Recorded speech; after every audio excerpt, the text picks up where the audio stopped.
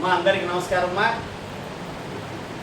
మా ఈరోజు మీకు అన్నం పెట్టి ఆకలి తీరుస్తున్నటువంటి మహానుభావులు స్వర్గీయ శ్రీ ఉలిపే ఆనందరావు గారు. ఈరోజు ఉలిపే ఆనందరావు గారి వర్ధంతి సందర్భంగా వర్ధంతిని పురస్కరించుకొని వారి కుమారులైనటువంటి పుష్పకుమార్ గారు, వారి సతీమణి, వారి పిల్లలు, అదేవిధంగా అన్నగారి పాప, వారి అల్లుడు, వారి స్నేహితులు వీరందరూ కూడా ఈరోజు వారిని స్మరించుకుంటూ వారి యొక్క పవిత్ర ఆత్మకి శాంతి చేకూర్చమని భగవంతుణ్ణి వేడుకుంటూ మీకు అందరూ కూడా చక్కని భోజనాలు ఏర్పాటు చేశారు. మనం అందరం కూడా ఆనందరావు గారి పవిత్ర ఆత్మకు శాంతి చేకూర్చడం భగవంతుణ్ణి మనస్ఫూర్తిగా మనం వేడుకుందాం.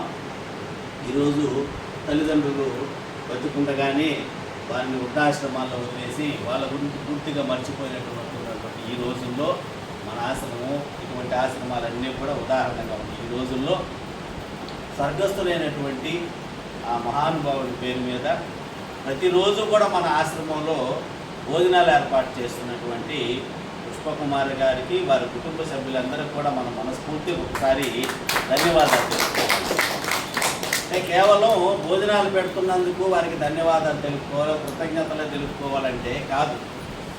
తండ్రి పైన వారికి ఉన్నటువంటి ప్రేమ, వారు ఎంత కష్టంతో వీరిని పైకి తీసుకొని వచ్చారు అనే దానికి గుర్తింపుగా ఆ కుటుంబ సభ్యులు ఈరోజు వారిపైన చూపిస్తున్న ఆదరాభిమానాలకి నిజంగా మనం అందరం కూడా మనస్ఫూర్తిగా అభినందించుకోవాలి. ఎందుకంటే ఈరోజు సమాజంలో ఇటువంటి బిడ్డలు, అటువంటి కోడలు, ఇటువంటి బిడ్డలు, ఇటువంటి కుటుంబం చాలా అవసరం. కుటుంబాలకు దూరమైన మీకు అందరికి కూడా, కుటుంబాలకు దూరమైన వాళ్ళందరికీ దగ్గర చేస్తున్న నాకు తెలుసు ఆ కుటుంబం యొక్క విలువ, ఆ పెద్దల విలువ.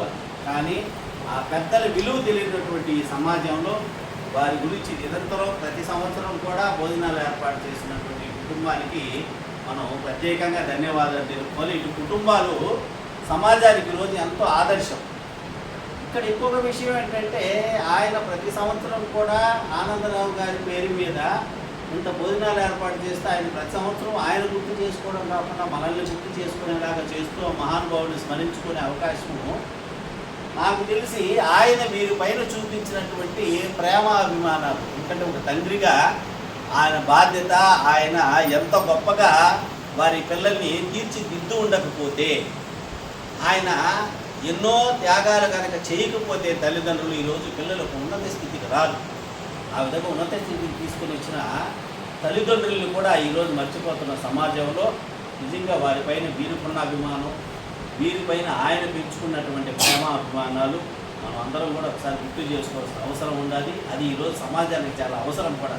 ప్రతి ఒక్కరికి చెప్పేది అదే, మిమ్మల్ని కష్టపడి పెంచిన తల్లిదండ్రుల్ని గుర్తించుకోండి, వాళ్ళ కష్టాలను గుర్తించండి, వారి యొక్క త్యాగాలను మీరు గుర్తించుకొని కేవలం వాళ్ళు ఈ వయసులో వీళ్ళందరినీ అడిగేది ఏమిటంటే కేవలం మీ ఇంటిలో అంత చోటు, మీరు తింటున్న తిండిలో ఒక ముద్ద, వాళ్ళ ముద్దలు మీకు పెట్టారు కానీ మీ అన్నంలో కనీసం ఒక ముద్ద పెట్టలేకపోతున్నారని ఈరోజు సమాజం బాధపడుతూ ఉంది. అటువంటి సమాజంలో నిజంగా పుష్పకుమార్ కుటుంబం, అదేవిధంగా వారిపైన వారు చూపించినటువంటి ఆనందరావు గారు చూపించిన ఆదరాభిమానాలను మనం గుర్తు చేసుకుంటూ వారిని స్మరించుకోవడం మన అదృష్టంగా భావించుకుంటూ వారి పవిత్ర ఆత్మకి శాంతి చేకూర్చమని మరొకసారి మనం భగవంతుని వేడుకుంటూ ఆ కుటుంబానికి మనం అందరం కూడా ధన్యవాదాలు తెలుపుతున్నామమ్మా.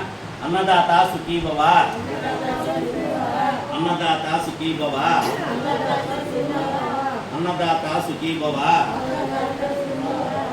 Thank you sir, thank you మా, థ్యాంక్ యూ మా, థ్యాంక్స్ మా.